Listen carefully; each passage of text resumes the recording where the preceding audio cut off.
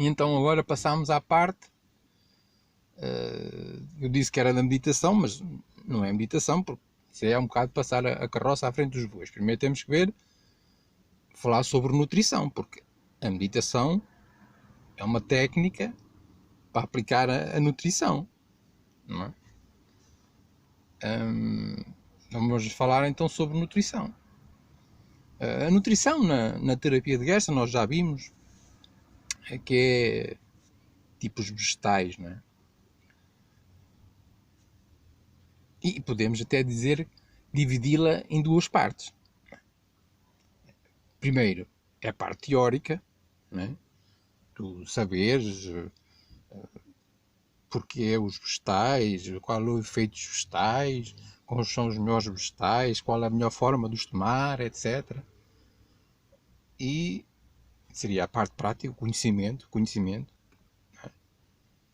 que seria a parte mais fácil, se calhar, para a maior parte das pessoas, que se bem que quem não gosta de ler e etc. também, se calhar não é fácil. E depois a aplicação prática, então beberes os sumos e a aplicação prática, né? Então, no método natural também é a mesma coisa. Nós temos que conhecer o que é a nutrição, primeiro, não é? E depois pô-lo em prática. Não é? O que é, como na terapia de Gerson, é a parte mais trabalhosa, mais difícil. Não é? Ter que mudar de dieta e beber um sumo de hora a hora é a parte que exige mais esforço. E de falar em esforço, até posso. Aqui, quando eu estava no meio das minhas pesquisas, no meio, em 2012, 2013, eu até escrevi um pequeno texto que me surgiu sobre isto trabalhoso. E então eu disse que eu comecei tipo, a encontrar um padrão em tudo, mas que era assim, que era quando eu entrava num assunto novo que eu ia pesquisar, o assunto parecia muito difícil.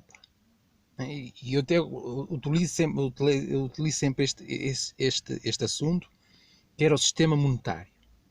Porque quando eu comecei enfim, na investigação, havia muita gente que falava do sistema monetário, que estava viciado. E,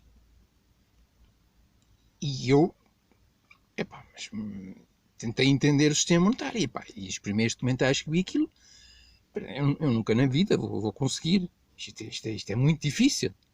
Difícil. E então, mas não desisti. Nunca pensei que ia conseguir. Mas olha, continuei a pesquisar. Até que a determinada altura fui encontrando um fio. E quando cheguei ao fim, isto era fácil. Isto era muito fácil. Era apresentado de uma maneira muito difícil. Isto era muito fácil. É muito fácil.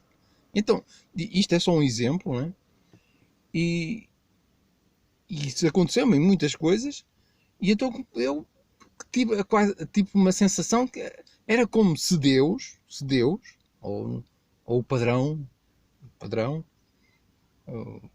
espiritual, etc., se colocasse as coisas de forma difíceis para nos obrigar a dar o primeiro passo. Põe as coisas de forma difícil, para nós temos que ser nós ele quer que nós demos o primeiro passo. Não, temos que estar mesmo motivados. Não, eu vou. E depois, se nós continuarmos, então depois as coisas, no fim, vemos que as coisas são fáceis. Mas acho que esta escola da vida, esta escola das almas, acho que nós temos que tentar progredir. Só assim é que as coisas depois nos são reveladas e depois vemos que são muito fáceis. E, por exemplo, na terapia de Gerson, quem praticou a terapia de Gerson diz que lhe acontece isto. É que no princípio é difícil ver os sumos, está-se habituado a uma dieta, aos açúcares, o nosso paladar está habituado a isso, ao sal. Né? No princípio é difícil, mas depois se a pessoa não desistir e continuar, aos poucos o paladar vai mudando. Vai voltando à sua forma original. Não é? Hoje as crianças desde pequenas tomam muito açúcar, por exemplo, eu, nos primeiros anos fui alimentado de açúcar, destruiu-me totalmente o paladar. Isso é um dos meus grandes problemas. E as pessoas depois já não... A comida que ele sabia bem antigamente já não sabe. E então mesmo quando elas terminam a terapia, elas continuam naquilo. Com a alimentação natural. E isso acontece. Ou seja, as coisas parecem difíceis e que não vai acontecer aqui também na nutrição, né? Parece difíceis, mas se nós insistirmos, depois vemos que são fáceis e que é o caminho certo. Não é? Então, vamos então falar da nutrição. A nutrição, a terapia de Gerson seriam os vegetais. No método natural da sociedade, nós já está mais que sabido qual é o principal nutriente. É o amor, evidentemente. Eu não vou aqui descrever o que é o amor, como vocês veem, eu nem sequer tenho jeito para falar, mas o amor é a maior força do universo. Toda a gente sabe o que é o amor. E já que sabemos qual é o ingrediente, convém fazer aqui então um resumo do até agora. Ou seja, o caminho no método natural para a sociedade é caminharmos para a autossuficiência, de maneira que se houver um colapso da sociedade, nós tenhamos as coisas básicas para sobreviver, viver com dignidade. Não é? Ao fizermos isso, ao sermos autossuficientes, estamos a livrar-nos dos dois tóxicos que intoxicaram a humanidade, a propriedade e o Estado, e estamos automaticamente a regenerar o planeta. E depois temos que aplicar a nutrição nas nossas ações, que é o amor. Em tudo. Para termos mais hipótese de sobrevivermos, sermos felizes, temos que utilizar o amor. E vocês agora podem estar a dizer, pronto, agora a gente já sabe, fazer o bem, amar, fazer o bem, a gente já sabe. Terminas aí a palestra, já estou farto de ouvir. Mas não é assim.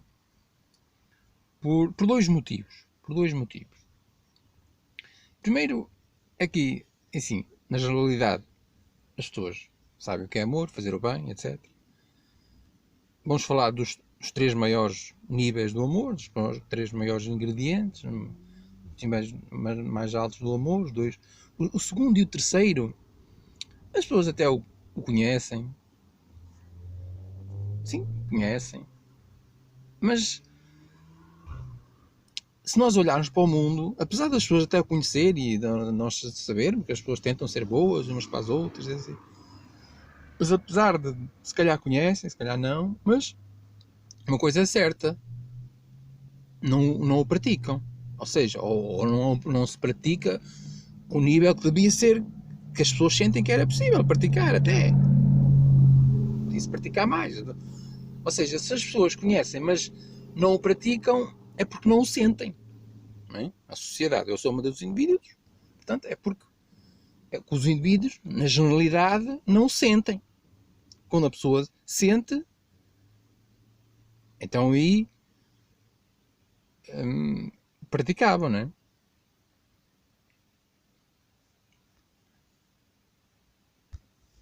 E eu até aqui fazia aqui um parênteses, para aproveitar que eu falei neste sentir, de saber e sentir, que isso é um grande problema até na temática do aquecimento global, que nós, uma coisa é ouvir falar do aquecimento global,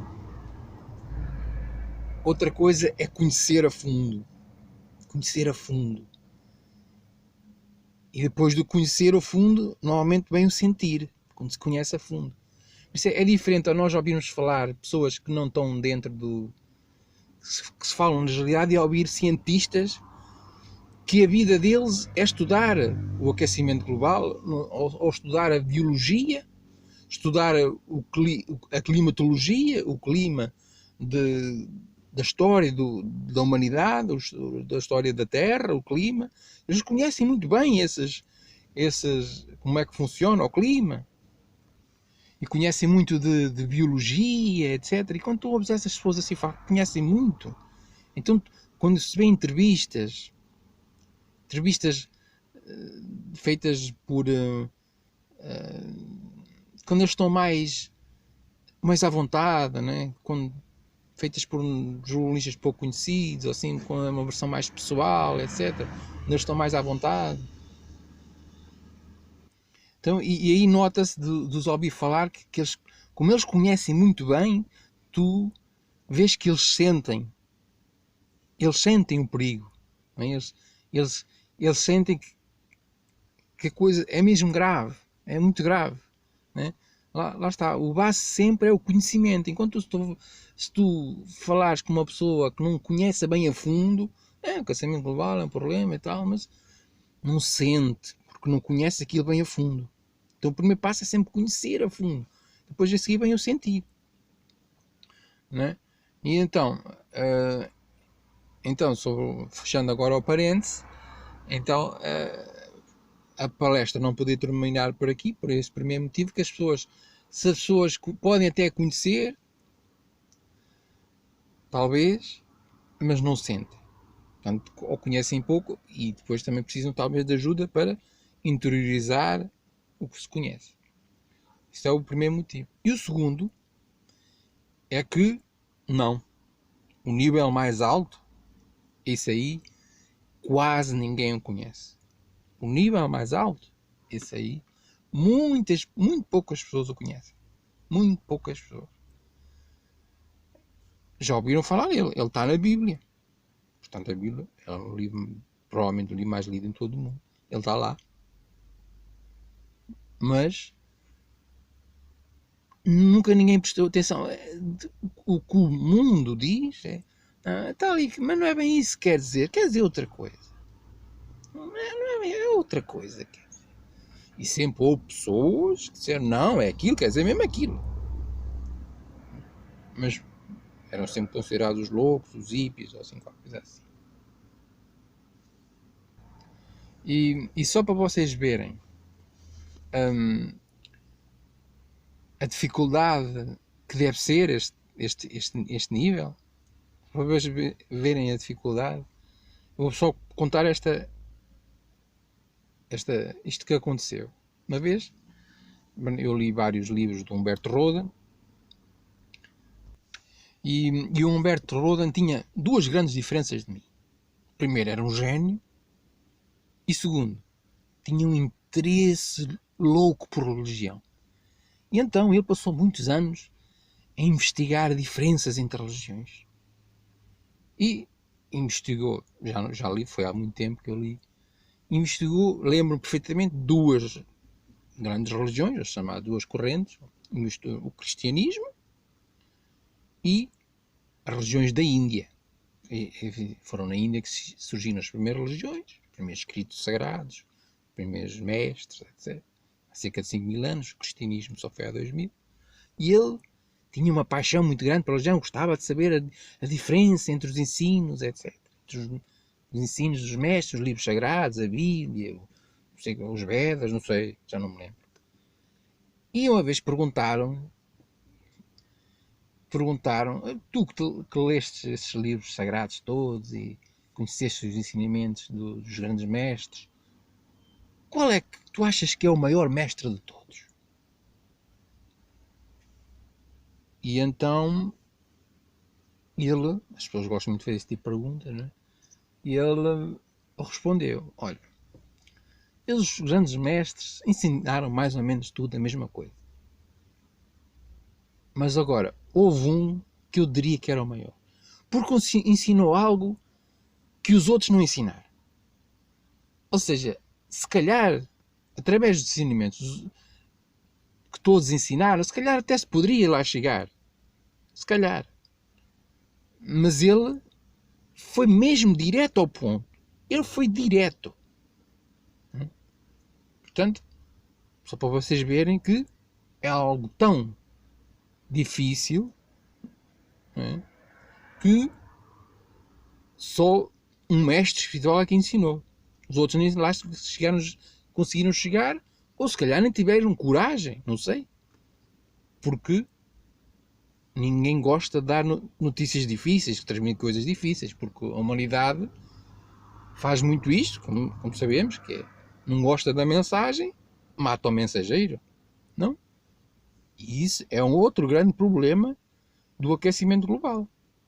É que os cientistas, apesar de saberem e sentirem, ninguém quer dar uma má notícia. Não é? Houve aquele professor que teve a coragem, não é?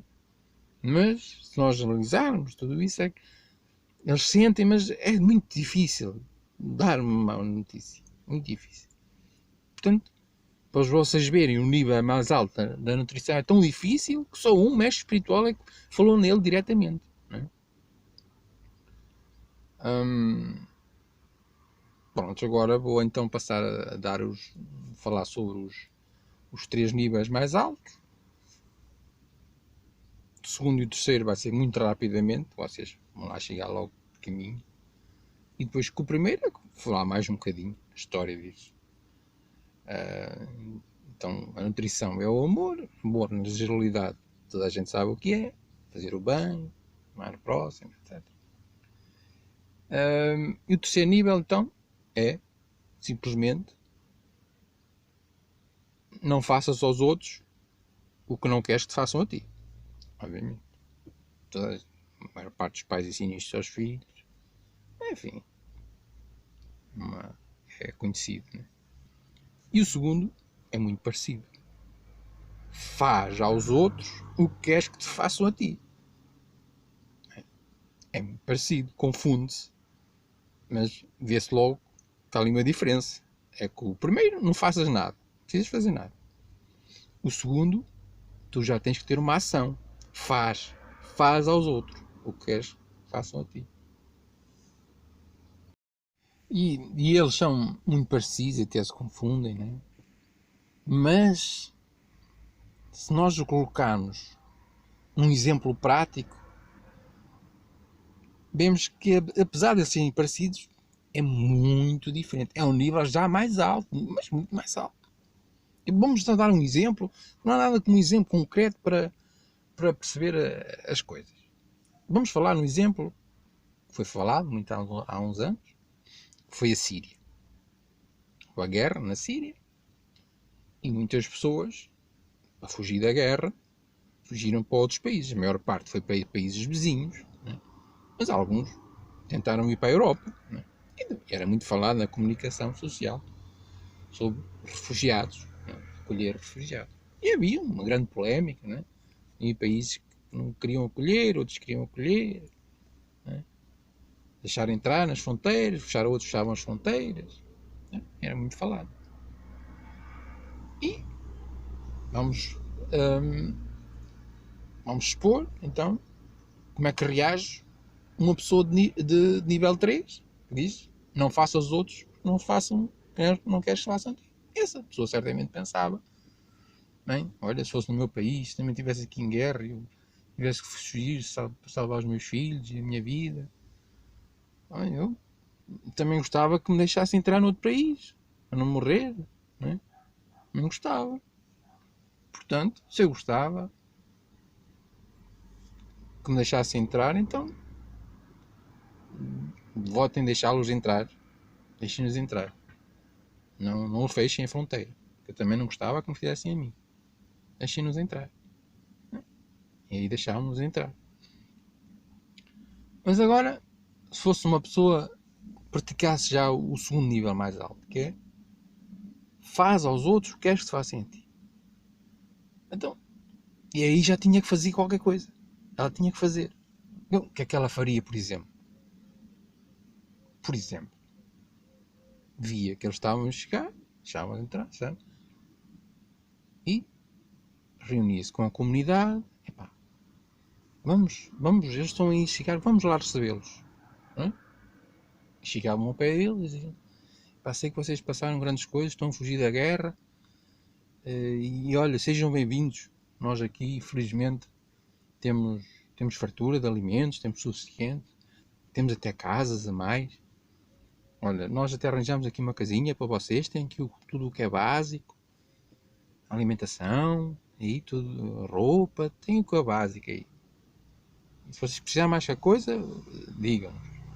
E, bem, vocês agora não têm emprego, ou vocês amanhã passem lá no centro comunitário e digam o que é que vocês faziam, quais eram as profissões, para ver o que é que vocês podem fazer aqui, para nós partilharmos o nosso trabalho com vocês, para nos ajudarem, poderem ter o vosso ordenado, o vosso sustento.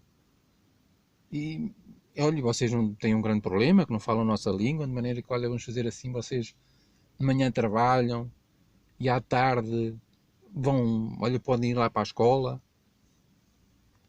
que a gente vai pôr lá uma professora que sabe falar a vossa língua, para vos ensinarem a nossa língua, para vocês poderem comunicar. De parte de manhã trabalho, de parte vão para a escola. E as vossas crianças também podem ir lá para a escola, para as nossas crianças, a aprender, para continuarem a escola, continuarem estudos. Lá está. Já exige fazer. E como vocês viram, em termos práticos, é completamente diferente. Não é? Uma coisa é deixar entrar e olha, arranjem-se. Outra coisa é ir receber. Já é diferente e nós, apesar de... E é o que eu digo, isto até é conhecido. Aliás, a União Europeia até estabeleceu as cotas que cada um país devia receber, etc. E uns países diziam que era muito, que tinham que receber menos, etc. Mas a Europa, uma nação rica, né? Sabe da existência desse princípio e, portanto, ele até é conhecido, né? Mas agora, como for na prática, foi um bocado complicado. E eu, como vocês veem, nas redes sociais e assim, muitas pessoas eram contra os refugiados, outros a favor. E eu aqui não estou a dizer qualquer opinião sobre se é correto receber. Não estamos a falar um método natural, não estamos a falar. Atualmente vivemos numa selva, é um método competitivo. Ou matas ou morres. Portanto, se um país é pobre, ainda bem mais pessoas, é compreensível que as pessoas não queiram. Né? Uma coisa é futebol, outra coisa é basquetebol. Não se pode pôr regras de basquetebol no futebol. Não estou aqui a dizer a opinião, estou a dizer na prática. Né? São coisas diferentes. E é que se as pessoas até se calhar conhecem, mas não é praticado, portanto não é sentido. Portanto aí logo é preciso um trabalho de conhecer e depois de sentir. E sobre os dois primeiros níveis não há mais nada a dizer. Agora, e o primeiro nível? Bom, e lembram-se quando eu contei aquele conto dos níveis, que eu vos disse para fixarem uma palavra, que era bufetada, que ali ia aparecer. Coincidência ou padrão. E agora, então o primeiro nível é aquela famosa, até é famosa, vejam lá, aquela famosa frase de Jesus: quando te derem uma bufetada, oferece a outra face. Quando te derem uma bufetada, oferece a outra face. Não, no fundo, não retribuas. Não? E quando eu conheci esta frase, enfim, logo desde criança, quando andava lá nos Javai, e aparecia muitas vezes a Bíblia, e aquela do há mais felicidade em dar do que em receber, essa tinha que estar errada. Mas esta, já eu em criança, já achava que realmente tem lógica. Quer dizer, o que é que isto significa? A maior mudança, se as pessoas praticassem isto, era tipo não haver exércitos. Que não era preciso... se a gente, quando nos atacam, a gente não retribui, não é preciso o exército, não é? Porque normalmente os exércitos, o argumento é que é para defesa, não é para ataque, normalmente. Mas a partir do momento em que tu crias um exército para defesa, tu sabes que também é para, se não for para ataque, é para contra-ataque. Porquê? Lógico, se te vierem agredir, ou a bufetada, ou a espada, ou o que seja, ou a murro, ou o que for, tu não podes simplesmente só defender. Porque se só defenderes sem contra-atacares, com o tempo vais ficando menos resistente, portanto a outra pessoa vai-te dominar. Não é? Portanto, o exército é sempre para contra-ataque também. E nós não podemos contra-atacar com amor. Se contra-atacar tem que ser com ódio, não é? Isso aí. De maneira que eu, na altura, eu já pensava, então, realmente, se não houvesse exércitos, as guerras não existiriam. Mas depois, imaginamos que todas as nações faziam isso, menos uma. Depois, essa uma dominava as outras todas. Então, havia ali qualquer coisa que o padrão tinha uma falha qualquer. Nunca entendia, né? Não entendia. Mas a maior parte tinha lógica, a maior parte do raciocínio tinha lógica. Mas ali uma parte que não. Isso na prática. Não é? E então, enfim, continuei, não é? Quando estava nas minhas pesquisas, já agora em 2010, apareceu-me um assunto que era uma teoria da resistência não violenta. Resistência não violenta. Isto é muito parecido com aquilo que dizia a Bíblia de não dar a outra face. E deixa-me cá ver isto melhor. Então, quem é mais conhecido pela da teoria da resistência não violenta é Luther King, né? Ele exortava os negros a rebelarem-se contra o racismo, contra a segregação, né? Mas de forma pacífica, sem violência. E até o ato que ficou como um símbolo dessa teoria, né? Foi aquela negra que em 1960 ou qualquer coisa assim, vejam lá, isto se passou há 50 anos, na nação mais evoluída do planeta, entre aspas, né? Que é considerada uma nação, há 50 anos, tão pouco tempo, parece que ainda há tão pouco que existia racismo, existe, mas havia segregação, né? Naquela altura, por exemplo, os negros podiam andar nos autocarros, mas só os brancos é que se podiam sentar. Os negros tinham que ir a pé. Eu lá uma negra que revelou-se, fez o que o Luther King disse, revelar-se e sentou-se. Não é? Então foi um ato de rebeldia sem violência, que era o que ele exortava. E quem é considerado tipo o pai dessa teoria é o Gandhi. O Gandhi, eu não sei bem a história, mas através de um ato qualquer de não violência, conseguiu, no fundo, ajudar.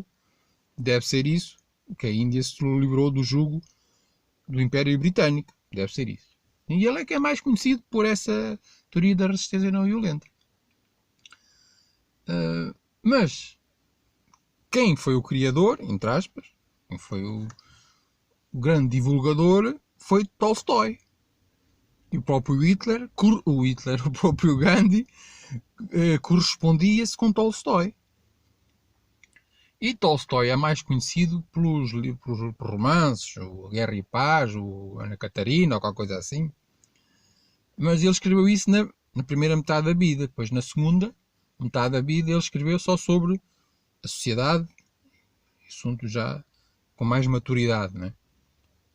E ele declara, na segunda metade da vida, declarou-se um anarquista cristão. Anarquista. E agora aqui um parênteses. Anarquismo. Quando eu cresci, enfim, desde a minha infância, na vivência que eu tinha, havia duas palavras que me eram normalmente apresentadas como as piores coisas. As piores coisas são, na política, é o anarquismo, na sociedade política é o anarquismo, e na religião é o espiritismo. Anarquismo é violência, e o espiritismo é espíritos. Portanto, isso eram as piores coisas. E hoje, se alguém me viesse, olha, eu quero saber mais sobre religião ou sobre sociedade, olha, começa pelo anarquismo na sociedade e na religião começa pelo espiritismo. Foi aquilo, ao longo das minhas pesquisas, em espiritualidade pesquisei pouco, etc, já sabem,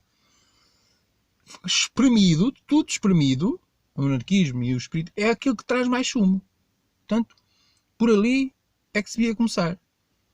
Embora é uma palavra que tem muitas ideologias, e há anarquismo, há vertentes do anarquismo que defendem a violência, não é? Aliás, e isso agora, isso até, e isso até está a acontecer num movimento, mas vamos ver mais à frente. Mas porque é que aquelas palavras que têm mais chumbo, a anarquia e o espírito, porque é que foram destruídas? Porque são duas teorias que lutam contra o domínio do homem sobre o homem, a exploração do homem sobre o homem. Lutam contra as instituições. O anarquismo é a inexistência de Estado, em que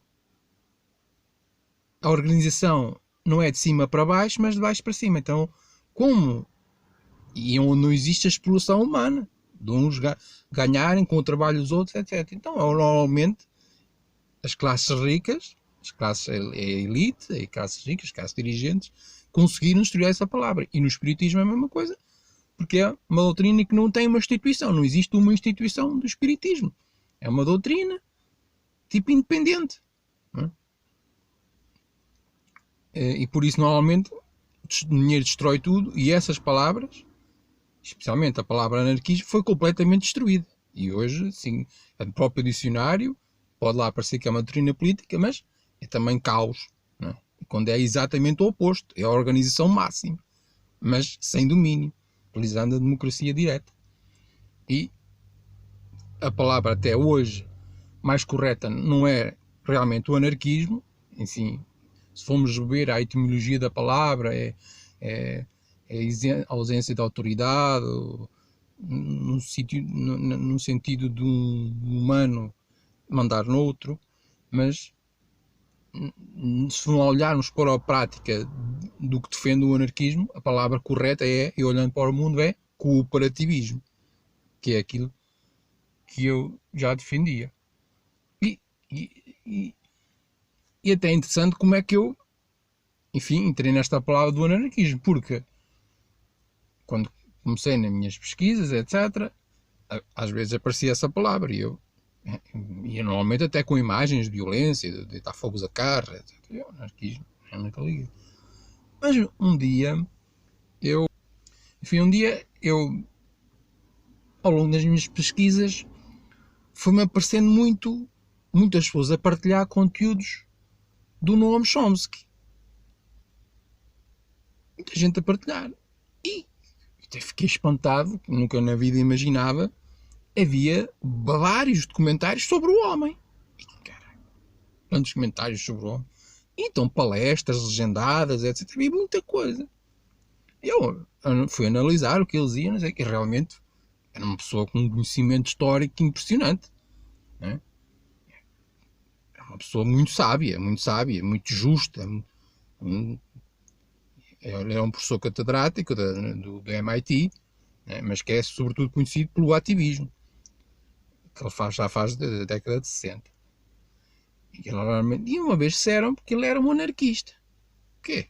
Um anarquista? Pá, deve haver aí qualquer coisa. Então fui pesquisar coisas, porque normalmente as palestras deles não era sobre anarquismo, era sobre, enfim, ativismo contra a guerra do Iraque, etc. As coisas, enfim, nessa temática. E fui analisar, procurar vídeos sobre isso.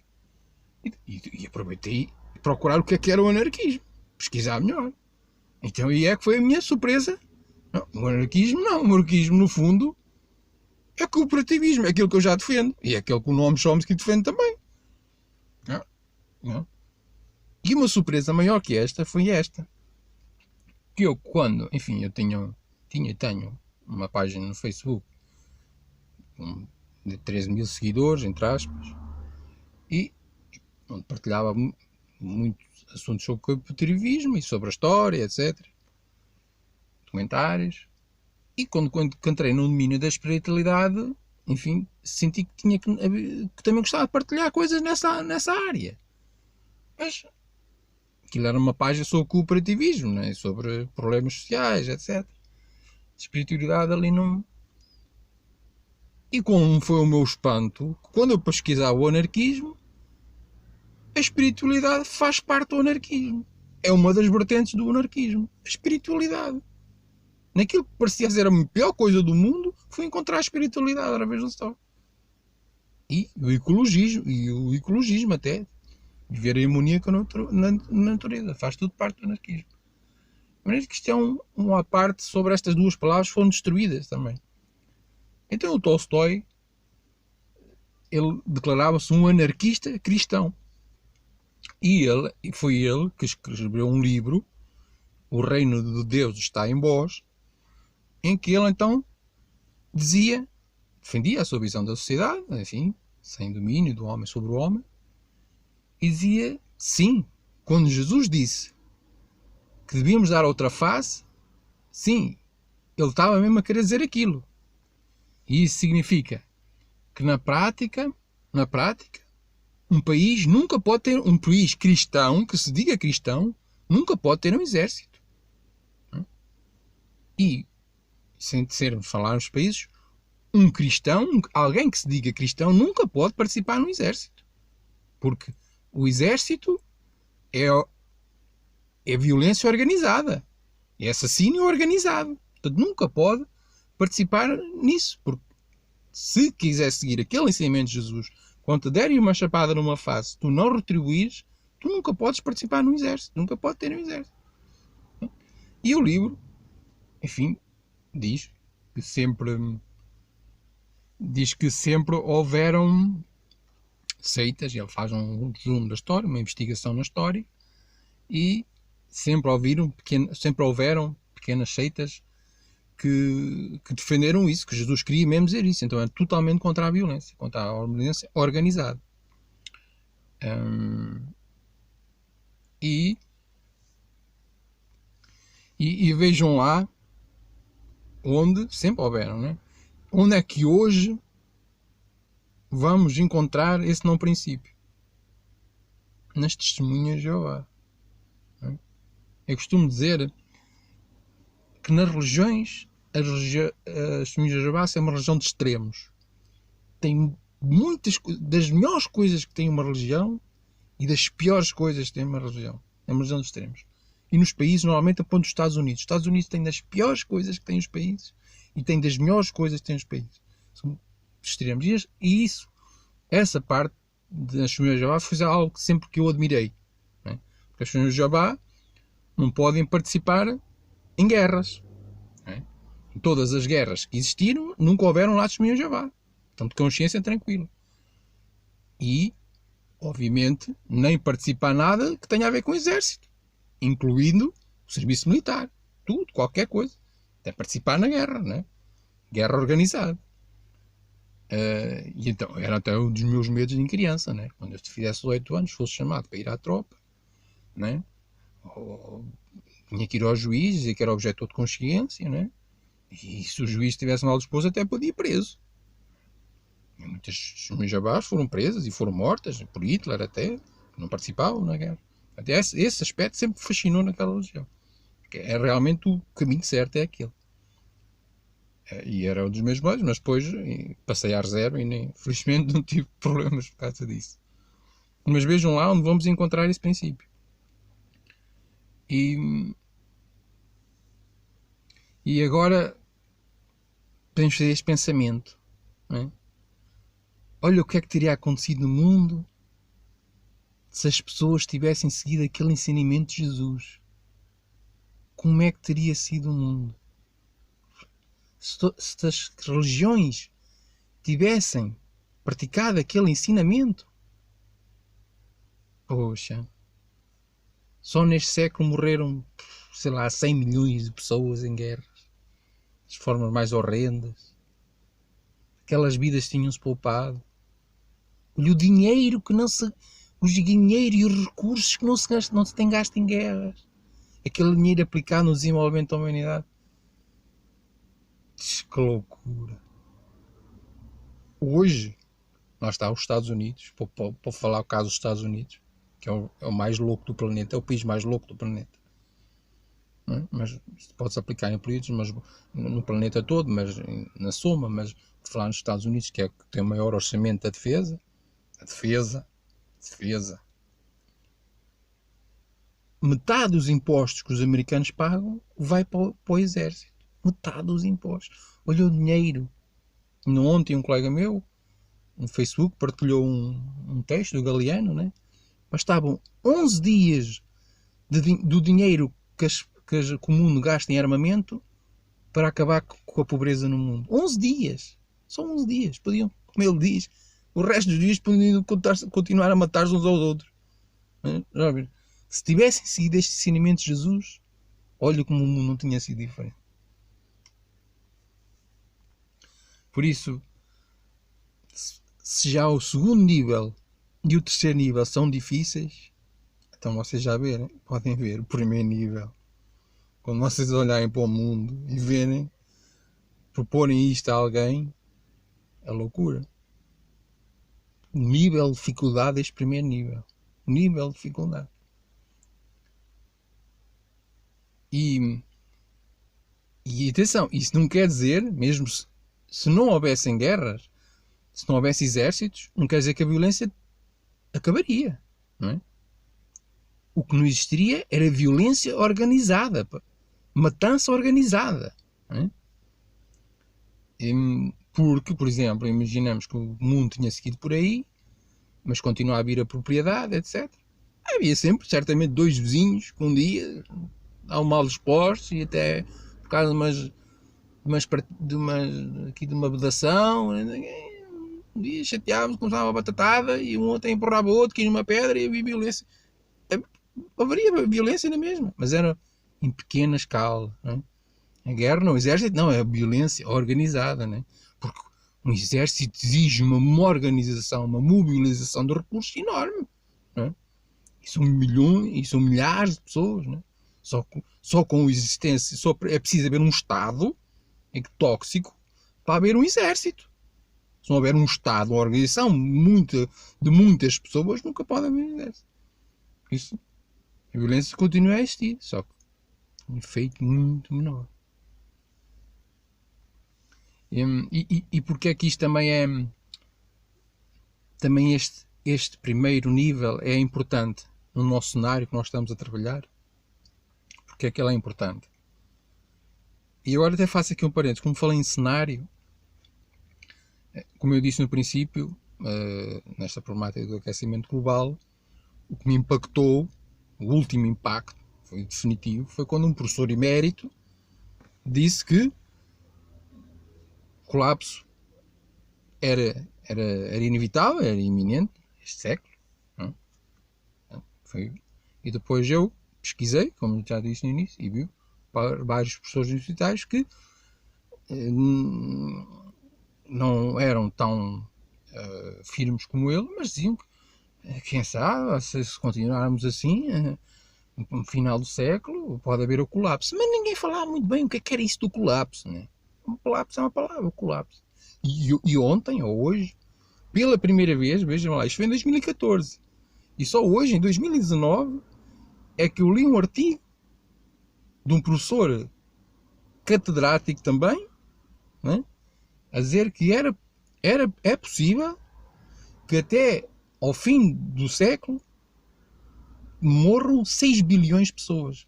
90% das pessoas estão... Se a Terra aquecer 4 graus, como está-se a prever, podem. Por isso. E surgiu porquê isto? Porquê é que ele escreveu este artigo?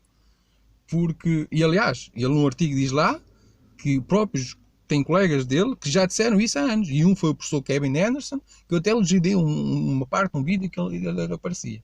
Ele disse que já tinham dito isso há alguns anos. Se a Terra aquecesse 4 graus, que depois, devido à fome e às guerras, etc., que 90% da humanidade podia morrer. E é engraçado como é que surgiu isso também.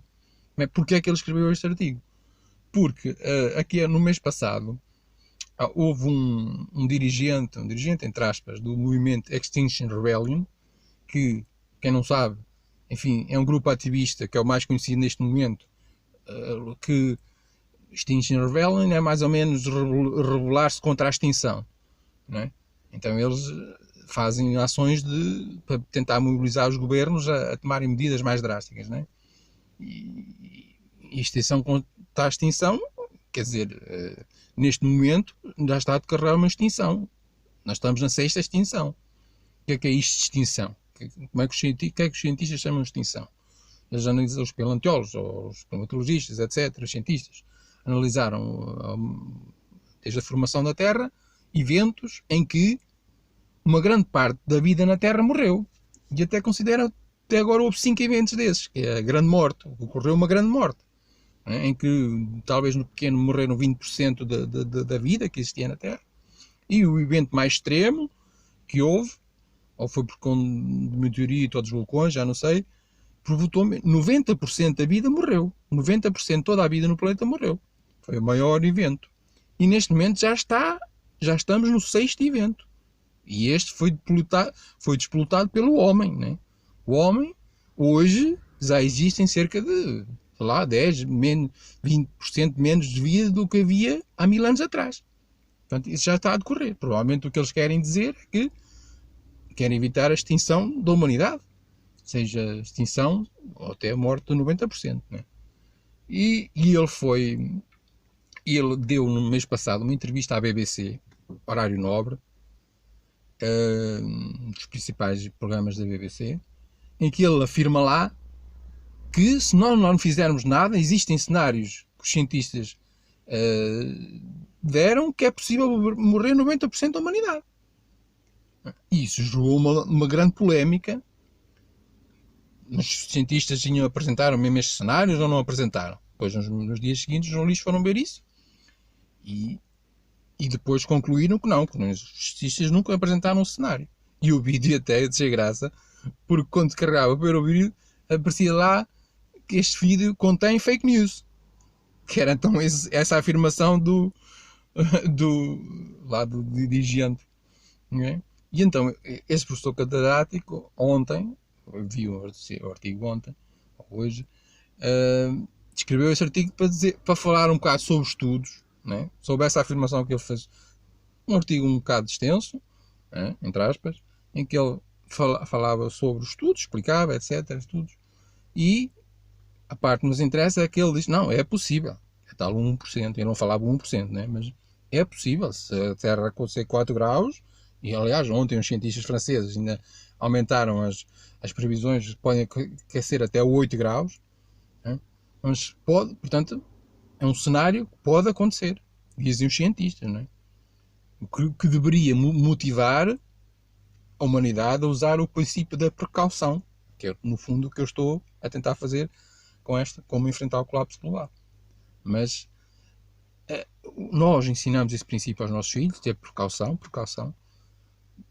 mas como a humanidade utiliza o sistema competitivo, competem uns com os outros, em que temos que garantir a nossa subsistência já, hoje, agora, em termos de humanidade, como vemos na história da humanidade, nunca utilizou este princípio da precaução. É sempre, na última hora, faz as mudanças já muito tarde, depois acontecem os problemas.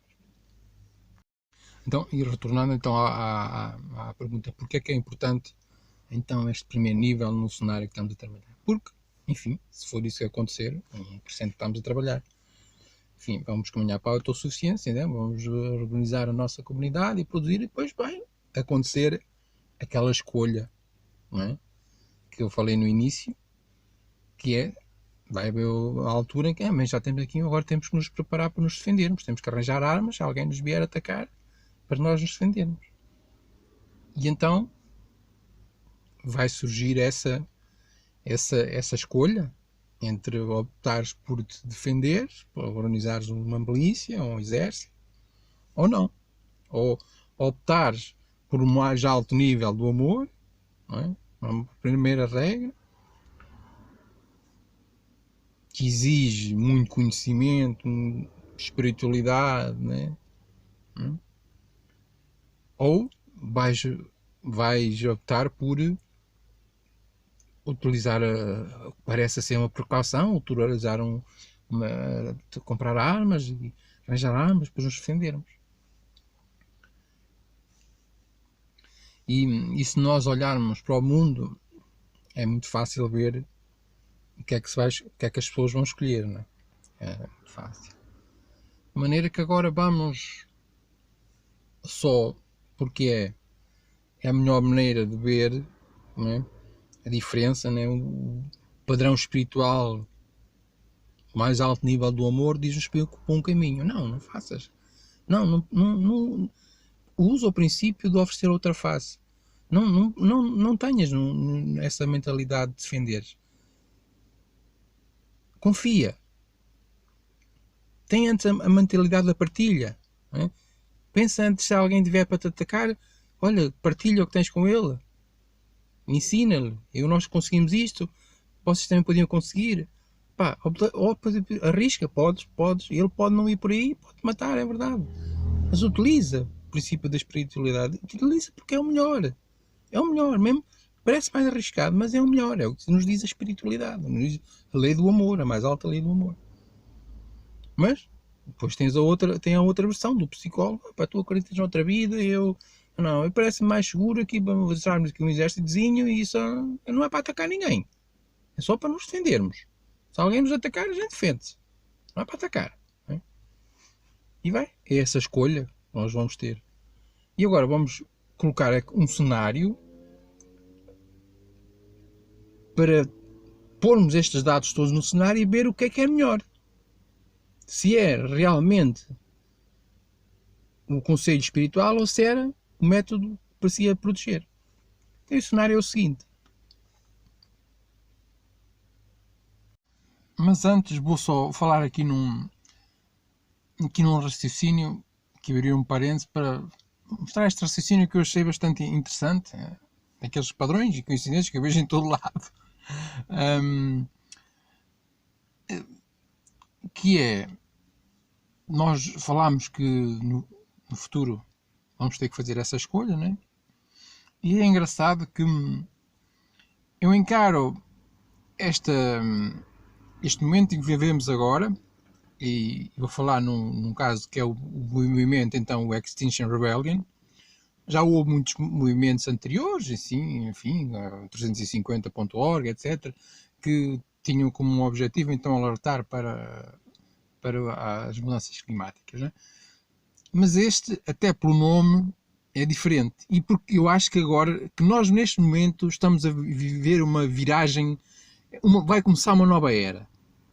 Eu acho, o meu sexto sentido diz-me que vai começar uma nova era em que as nações então vão começar a falar neste problema, as pessoas vão começar a falar neste problema, e até pelo nome Extinction Rebellion, rebeliar contra a extinção, eu acho que isto vai ficar aqui marcado aqui o início de uma nova era.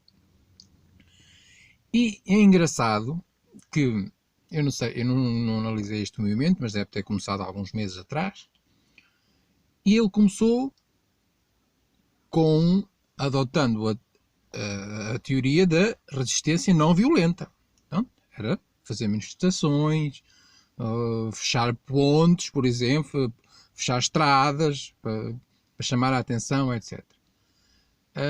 Mas é engraçado que agora, né, começa a haver uma cisão no movimento em que uma pessoa, por exemplo, o dirigente até, é um dos dirigentes, uma dessas pessoas, começa a achar que se calhar isto só de manifestações pacíficas, isso, assim, se calhar só não vamos lá.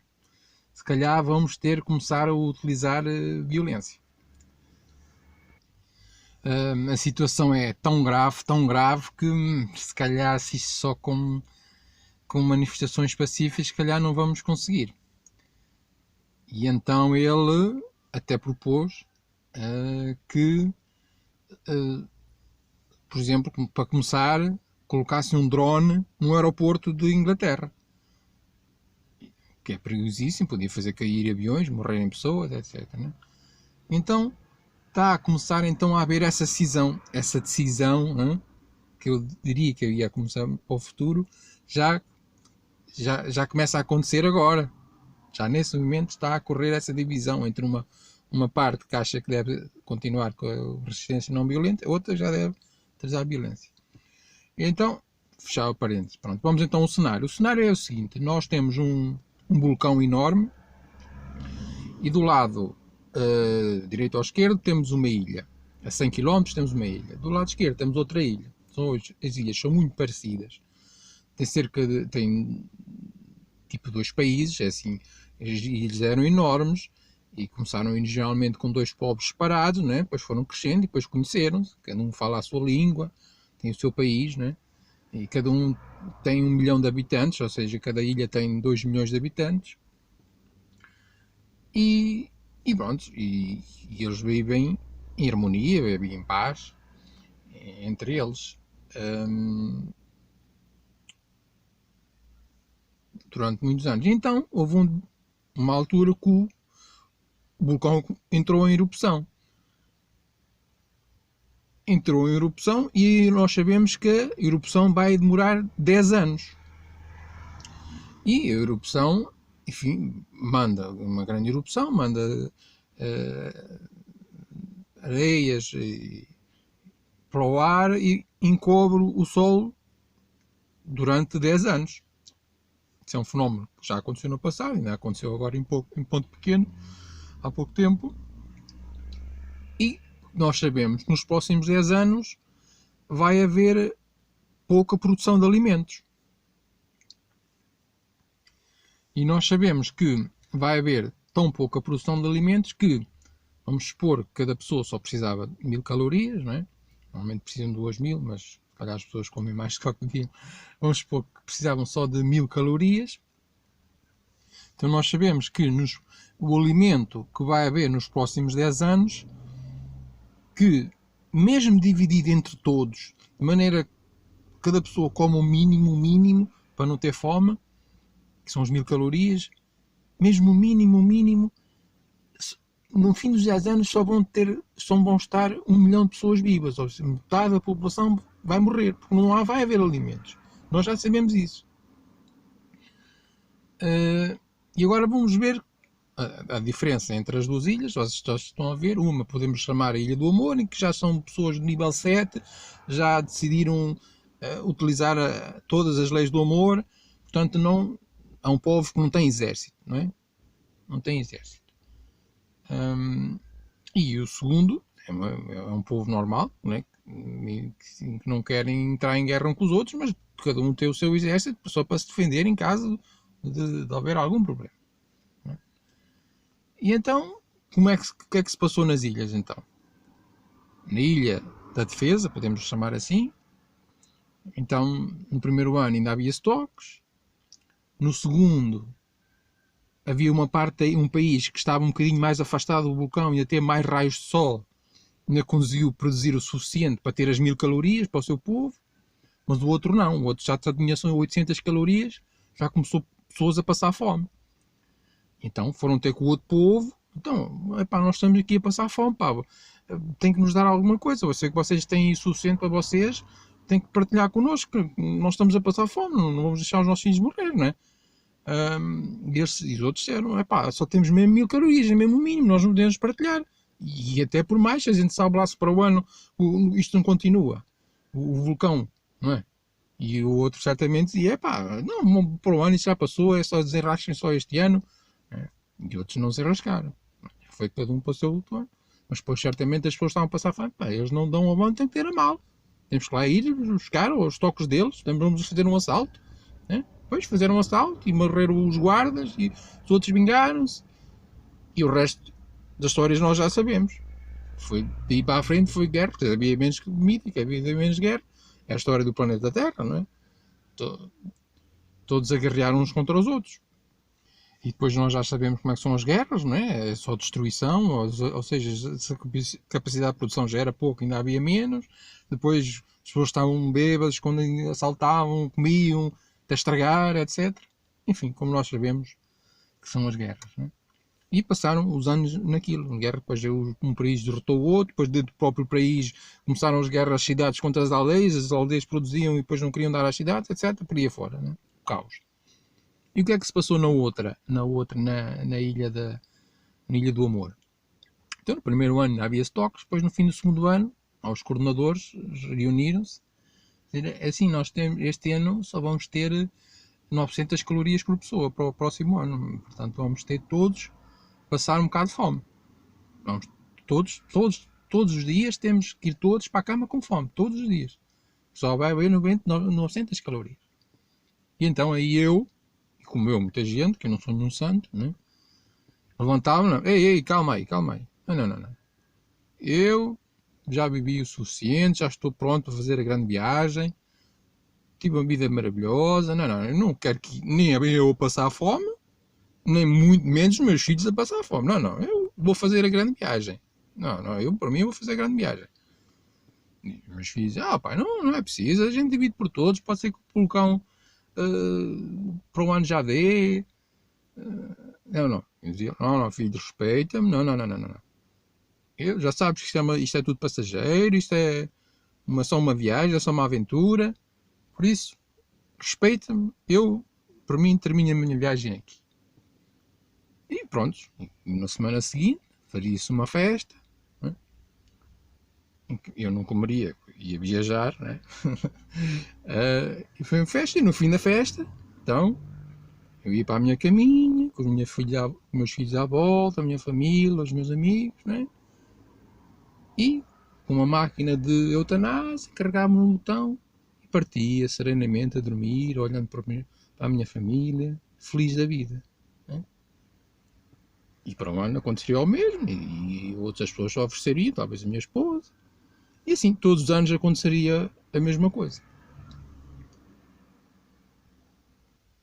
Então, e agora, voltamos 10 anos depois, o que é que nós encontramos? Na Ilha do Amor encontramos 1 milhão de pessoas, perfeita saúde, não é? Felizes, perfeita saúde, tiveram alimento.